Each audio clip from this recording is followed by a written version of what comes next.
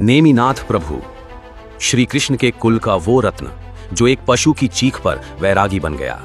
एक राजसी बारात चल रही थी, नगाड़े बज रहे थे, रथ सजे थे, खुद श्री कृष्ण और बलराम साथ थे। लेकिन अचानक सब कुछ रुक गया। दूल्हा रथ से उतर गया और वो राजकुमार जो राज्य का वारिस था पहाड़ों की ओर बढ़ गया सदा के लिए। ये कहानी है नेमिनाथ तीर्थंकर की, श्री कृष्ण के कुल के उस दिव्य रत्न की जिसने करुणा के आगे वैभव छोड़ दिया था।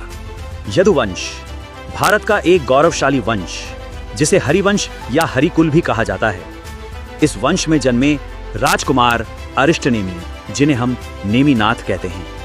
उनके पिता थे राजा समुद्र विजय और माता शिवा देवी।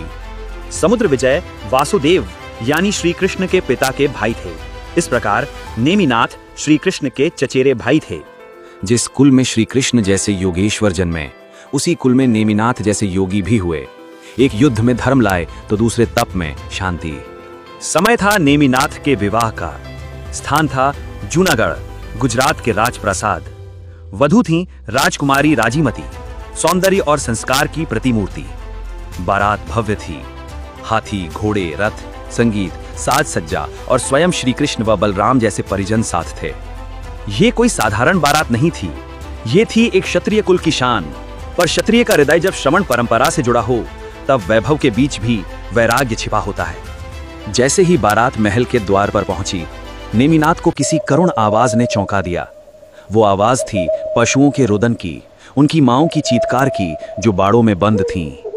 सारथी, ये रुदन किसका है? कौन रो रहा है? आर्य, बारात के भोज के लिए पशु लाए गए हैं, उन्हें यहां बांध रखा गया है, यही उनकी चीत्कार है। नेमिनाथ का चेहरा गंभीर हो गया। उन्होंने चारों ओर देखा और एक गहरी सांस ली। मेरे कारण ये निर्दोष प्राणी दुख में है, क्या यही मेरा धर्म है? नहीं। तुरंत उन्होंने रथ से उतरकर सबके सामने वैराग्य की घोषणा कर दी। आज से नेमिनाथ किसी राजकुमारी का वर नहीं, आत्मा का साधक होगा। मैं विवाह नहीं करूंगा। मैं अब उस सत्य की ओर जाऊंगा जहां कोई दुख ना हो, कोई हिंसा ना हो, केवल करुणा हो। जब राजकुमारी राजीमती को यह ज्ञात हुआ, वो रो पड़ी।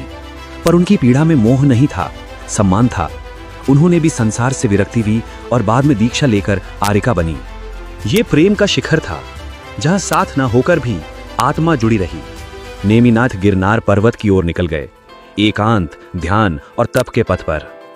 वहीं उन्होंने 12 वर्षों तक घोर तप किया, निःशब्द, निर्विकार, निर्लोभी।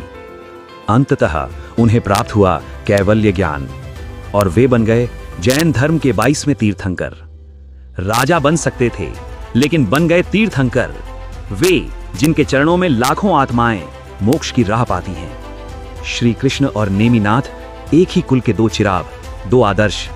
श्री कृष्ण युद्ध भूमि में धर्म का घोष करते हैं, नेमिनाथ मौन में धर्म की साधना करते हैं।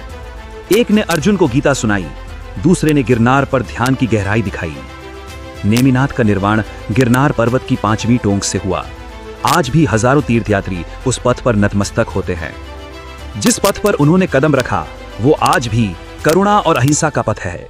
गिरनार की वह पवित्र चोटी जहां भगवान नेमिनाथ ने मोक्ष प्राप्त किया, वर्षों से वहां केवल उनके चरण चिन्ह थे। लेकिन 2004 में ठीक उन्हीं चरणों पर दत्तात्रेय की मूर्ति रख दी गई। अब हालात इतने बदल गए हैं कि मोक्ष दिवस पर जैन समाज को निर्वाण लाडू चढ़ाने तक नहीं दिया जाता। यहाँ तक कि जैन तीर्थ स्थल गिरनार पर 1 जनवरी 2013 को जैन मुनि प्रबाल सागर जी पर चाकू से हमला हुआ था। भक्तों को आज भी जान से मारने की धमकियां मिलती हैं। पुरुषों और महिलाओं के साथ अपमानजनक व्यवहार किया जाता है। ये केवल जैन धर्म पर नहीं, भारतीय सांस्कृतिक धरोहर पर सीधा हमला है।